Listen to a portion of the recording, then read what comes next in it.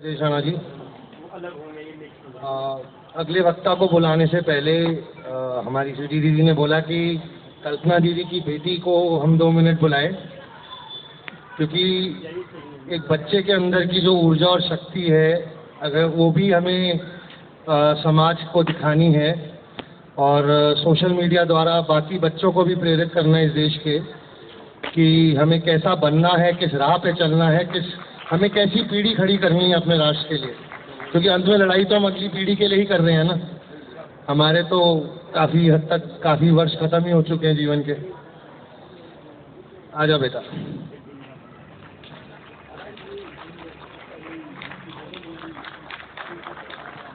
ये हमारे भावी योद्धा है और स्वागत करें तालियों के साथ हमारे भावी योद्धाओं का, क्योंकि आज हम जो भी पिछले 1 साल से जो भी हमने ग्राउंड पे जो भी एक्टिविटीज़ करी हैं, जो भी हम जंग लड़ रहे हैं, ये हम इनके भविष्य के लिए ही कर रहे हैं।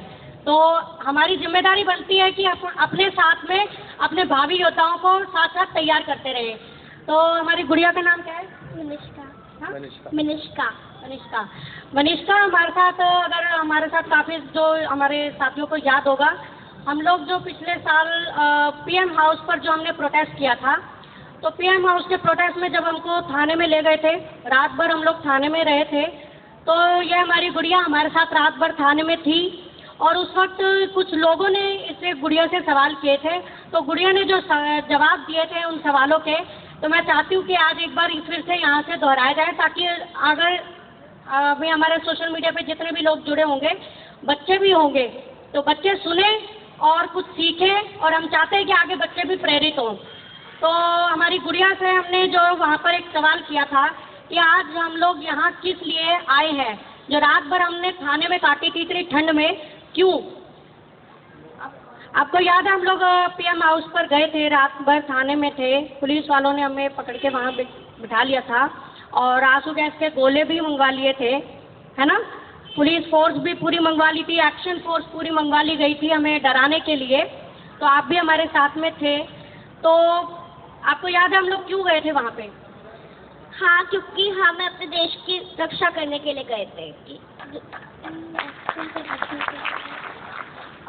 आपकी मम्मी के साथ में आप वहाँ जब गए थे, तो हम लोग वहाँ पे जो भी बातें कर रहे थे, नारे लगा रहे थे, किस लिए लगा रहे थे? आप अपने मन से बोलो मनीषका, जो आपको शेयर। तो मैं याद दिलाऊं थोड़ा, ज़बरदस्ती वैक्सीनेशन के अगेंस्ट में हम लोग प्रोटेस्ट कर रहे थे, याद आया? जो उस टाइम पे सबको जबरदस्ती वैक्सीनेशन लगा रहे थे, तो इस वजह से हम वहाँ पे इकट्ठा हुए थे। तो आपको क्या मालूम है कि हमको वैक्सीन जो है, ये सुई जो है लगानी है या नहीं लगानी है? नहीं लगानी चाहिए, क्योंकि उससे हमारे डीएनए पे बहुत नुकसान होता है और हमारी जो आने वाली पीढ़ी होती है उन्हें बहुत नुकसान पहुँचता है। मनीषका, एक सवाल है कि आपने इतनी बार हम सबके साथ इतनी जगहों पे आप आए, आप एक मैसेज अपने एज ग्रुप, अपने साथियों, अपने फ्रेंड्स, अपने स्कूलमेट्स, इस देश के बच्चों को क्या देना चाहती हो?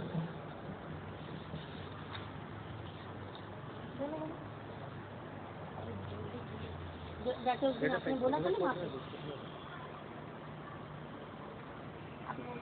आप अपने जैसे बच्चे हैं जो उनको तो मैसेज देना, क्या मैसेज है?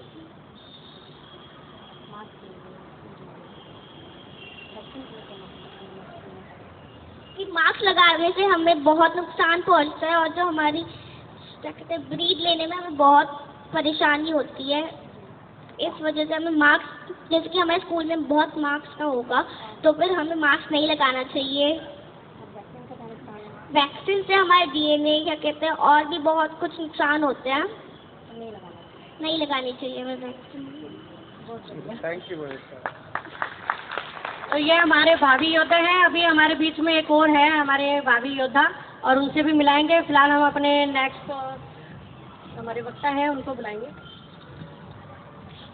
हमारे समक्ष एक बहुत ही स्ट्रॉन्ग महिला शक्ति है, जो किसान नेता भी हैं, जो कि हमारी अगली वक्ता है। महिला शक्ति से एक बात शेयर करना चाहता हूं कि हाँ, अगर हम इस पूरी माहौल, इस जंग को देखें आध्यात्मिक दृष्टिकोण से, तो ये शक्ति का असंतुलन है पूरी दुनिया में। इस शक्ति के असंतुलन की वजह से ही ये सब हो रहा है जो हो रहा है, और इसको ठीक करने में भी शक्ति ही सबसे अहम भूमिका निभाएगी। तो हमारी समक्ष जो हमारी शक्ति है, मनीषा चौधरी जी, आइए और अपने विचार सबके सामने रखिए। मनीषा दीदी भी डे 1 से हमारे सबके साथ सक्रिय हैं। कई बार उनका थोड़ा स्वास्थ्य डाउन रहता है, लेकिन तब भी वो किसी ना किसी तरीके से कुछ ना कुछ करके, स्वास्थ्य कमज़ोर होने के बाद भी कई बार वो पहुंचती हैं हमेशा। तो इनके साहस के लिए तालियां हों एक बार। बहुत बहुत धन्यवाद सचिन भाई, इतना सम्मान देने के लिए स्त्री जाति को, वरना तो आजकल मानते कहाँ हैं जो है शक्तिमान कहाँ रहे हैं, क्योंकि हम लोगों को तो इतना जो है हक दिया ही नहीं गया कि हम अपनी आधी आबादी की भी आवाज़ उठा सकें। सरकार ने तो उतना जो है हक सिर्फ उसमें दिया है, जो है कागजों में दिया है, लेकिन रियल में कोई अधिकार नहीं दिए गए हैं स्त्रियों को। और आंदोलन में भी पिछले दिनों दिखाया है, किसान आंदोलन में लेडीज ने आके इतना बढ़ चढ़ के हिस्सा लिया, वरना तो ऐसे ही हल्के में लिया जा रहा था हमारे देश की जो है स्त्रियों को। तो मैं वही कहना चाहूँगी, जो भी हमारी सरकारों के जो षड्यंत्र हैं उसके ऊपर मैं यही बोलना चाहती हूँ कि ये जो कुछ हो रहा है, ये सब फर्जीवाड़ा जो चल रहा है दोस्तों, आपको जिस बीमारी से ये बार बार डरा रहे हैं ना, बीमारी के नाम पर, और जो है वैक्सीनेशन के लिए जो है बहुत प्रेरित कर रही है सरकार, तो इसके ऊपर मैं बस यही कहना चाहूँगी कि जो ये फर्जीवाड़ा था, इसकी पोल तो किसानों ने खोल दी थी। पिछले 13 महीने के दौरान दिखा दिया था कि ये सब फर्जी है, इसमें कोई सच्चाई नहीं है, क्योंकि कोई एक भी व्यक्ति किसी भी बॉर्डर पे ना तो इस इन्फेक्शन का शिकार हुआ, ना ही किसी की मौत हुई। ठंड से, बारिश से, गर्मी से, या जो लोग जो है आत्महत्या करके, तो बहुत सारे किसान मारे गए थे हमारे, लेकिन एक भी किसान इसकी वजह से, कोविड की वजह से नहीं मरा था। तो ये तो हमें समझ में आ गया था कि ये सब जो है फर्जीवाड़ा है, षड्यंत्र है सरकार का, इसमें कोई सच्चाई नहीं है।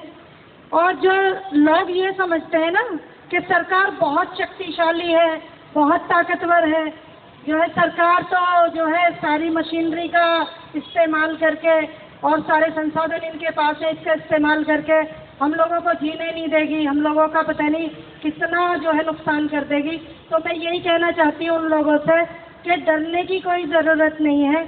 अगर आप निडरता से घर से बाहर निकलोगे, आवाज़ उठाओगे इसके खिलाफ, तो ज़रूर आप लोगों को जो है कामयाबी मिलेगी और सरकार को पीछे हटना पड़ेगा। पिछले दिनों भी ऐसा बहुत बार हुआ है, और किसान आंदोलन के दौरान तो देखा ही है, पूरे देश ने ये चीज़ देखी है कि सरकार को झुकाना, डराना बहुत आसान है, बशर्ते हमें एकजुट होना पड़ेगा, हमें घरों से बाहर निकलना पड़ेगा, अपनी आवाज़ बुलंद करनी पड़ेगी। अदरवाइज घर में घुसे रहेंगे तो इन्होंने तो पूरे गुलाम बनाने की तैयारी तो कर ली है, ये तो पूरी गुलामी के जो है वो कर दिया है। वैक्सीनेशन इसका प्रमाण है कि घरों में घुस घुस के इन्होंने गांव में जा के जिस तरह से वैक्सीनेशन कराया, और ज़बरदस्ती फोर्स को ले जाके डंडे के जोर पे जिस तरह से लोगों को डराया गया, और जिस तरह घरों से बाहर नहीं निकलने दिया गया, तो ये तो हमें समझ में आ गया कि ये तैयारी तो इनकी बहुत सॉलिड है, इसमें कोई दो राय नहीं है। लेकिन चूंकि हौसले हमारे भी बुलंद हैं, हम भी अपनी पूरी तैयारी के साथ अगर घरों से निकलेंगे तो कुछ नहीं बिगाड़ पाएंगी ये सरकारें, और कुछ नुकसान नहीं हो पाएगा। जागरूकता लानी पड़ेगी, समाज के बीच में जाना पड़ेगा, गांव-गांव, देहात में जा के लोगों को जागरूक करना पड़ेगा इसके प्रति कि कोई इस तरह का कोई वायरस, कोई बैक्टीरिया, कोई जो है वो नहीं होता कि जो इंसान को इस तरह से मार दे। और ये सब षड्यंत्र होता है, क्योंकि इन लोगों को पता नहीं कौन सी ताकतें इन पे काम कर रही हैं।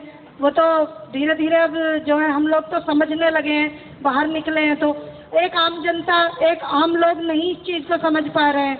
उनको तो वायरस के और उसके जो है नाम पे ये खूब डरा ही रहे हैं।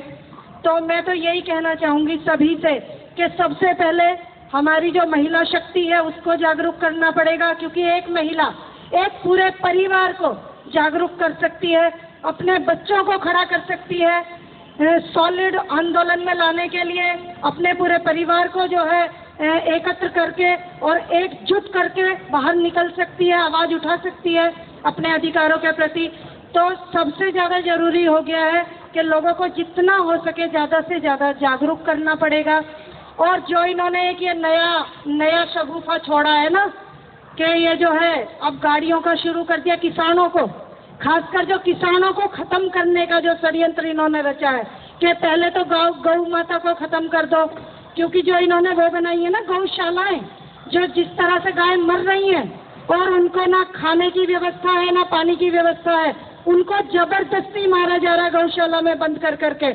तो गाय को खत्म कर दो, उसके बाद खेती को खत्म कर दो।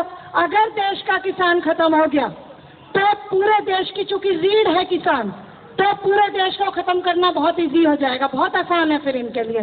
तो इन्होंने हमारे देश की जो रीढ़ है उस पर वार किया है। तो धीरे धीरे उसके बाद आता है फिर इनका गाड़ियों पे, क्योंकि उसमें किसान का ट्रैक्टर भी आ जाता है, पंपिंग सेट भी आ जाते हैं। तो बेचारा किसान तो वैसे ही बहुत गरीबी की मार झेल रहा है, क्योंकि उसकी फसलों के जो है ना दाम मिलते हैं टाइम से, परमात्मा की, ऊपर वाले की जो है इतनी सारी वो झेल के अपनी फसलों को कैसे कैसे वो लेके आता है मार्केट में, वहाँ दाम नहीं मिलता है, तो वो तो वैसे ही मरा पड़ा है किसान तो बेचारा। तो इन लोगों ने हमारी रीढ़ पे जो है वार किया है। हमें उसी रीढ़ को मजबूत बनाना है, हमें अपने किसान भाइयों का साथ देना है और अपनी जो भी हमारी माता बहनें हैं गाँव में, देहात में, उन सबको जागरूक करना है कि बाहर आए, समझें इन चीज़ों को। ऐसे ही जो है डर डर के घर में बैठने से कुछ नहीं होगा। जितना हम डरेंगे हम लोगों को उतना ही डराया जाएगा, क्योंकि यही सरकार का षड्यंत्र है सबसे बड़ा, कि डराओ लोगों को, गुलामी जो है मतलब गुलामी इस तरह से एक्सेप्ट करवा दी है डंडे के जोर पे, खासकर क्योंकि उन्होंने पूरा पुलिस प्रशासन पिछली बार डराने में ही लगा दिया था कि ऐसे तो लोग मानेंगे नहीं, तो कम से कम इन्हें जो है डंडे के जोर से घर में बंद कर दिया जाए। और ये चीज़ इनको लग रही है कि इससे हम सारे समाज को कंट्रोल कर लेंगे, लेकिन मुझे नहीं लगता। जिस तरह से आवाज़ उठने लगी है, जिस तरह से हमारे बहन भाई आजकल आ रहे हैं और बोल रहे हैं इसके खिलाफ, और जागरूकता अभियान जिस तरह से चलाया हुआ है, तो मुझे नहीं लगता कि इतना आसान होगा हम लोगों को दबाना या कुचलना। तो मैं बस यही है मेरी तो सब लोगों से रिक्वेस्ट है कि सब लोग अपने घरों से बाहर निकलें और इन चीज़ों के खिलाफ जो है आवाज़ उठाएं और बुलंद तरीके से आवाज़ उठाएं। और हमें जैविक खेती की तरफ भी मूव करना होगा अगर हमें इस षड्यंत्र से बचना है। तो हमें, क्योंकि जिस तरह से ये जो है GMO बीज लाने की तैयारी हो रही है, जिस तरह से हमारी खेती को बर्बाद करा जा रहा है, ये जेनेटिक मॉडिफाइड बीजों से ना लाने की तैयारी कर रहे हैं, उनसे हमें बचाना होगा अपने किसानों को और गाँव को जो है बचाना होगा। शहरीकरण का विरोध करना होगा। हमारे ट्रैक्टर, पंपिंग सेट, गाड़ियों को जो है पॉल्यूशन के नाम पर काटने और बंद करने की साजिश कर रहे हैं, उसको नाकाम करना पड़ेगा। और अपनी गौ माता को तो मैं कह ही चुकी हूँ, बचाना है, अपने खेतों को बचाना है, तभी हम अपने आने वाली नस्लों को बचा पाएंगे। हम सबको मिलकर एक ईमानदार कोशिश करनी पड़ेगी, तभी मानवता को बचाया जा सकता है। और इसके बारे में मैं यही कहूँगी कि जात पात से ऊपर उठ जा, इंसानों में शामिल हो, जिंदा है तो जागरूक हो जा, आंदोलन में शामिल हो। इनके ये षड्यंत्र हमारे बच्चों को खा जाएंगे। किसे पता था भारत में अंग्रेज दोबारा आएंगे। मौत के डर को छोड़ छोड़ कर तू जीने के काबिल हो, जिंदा है तो जागरूक हो जा, इस मुहिम में शामिल हो। चुनौतियां तो दोस्तों बहुत हैं, मगर हमें डरना नहीं है, इन चुनौतियों के सामने कभी झुकना भी नहीं है और कोशिश करते रहना है, लगातार रुकना नहीं है। हालात